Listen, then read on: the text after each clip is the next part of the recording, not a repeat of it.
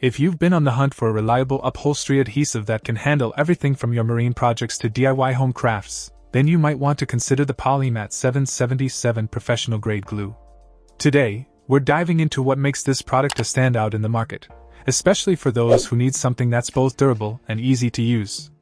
Polymat is known for its commitment to quality and customer satisfaction, and it seems their 777 glue is no exception.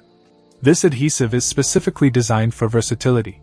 It works wonderfully on materials like wood, paper, and fabric, which means it's not just for your boat seats but can also be useful for your crafting projects or even repairs around the home. One of the first things I noticed was the can's high-tack formulation, which promises a quick and strong bond without the lengthy wait times or the hassle of clamping. This can be a huge plus if you're working under time constraints or simply don't want the extra fuss during your projects. The glue is housed in a can that features a new and improved spray nozzle. This updated nozzle design is adjustable, allowing you to control the spray direction and the spread of the adhesive, which is perfect for both large surfaces and more detailed applications.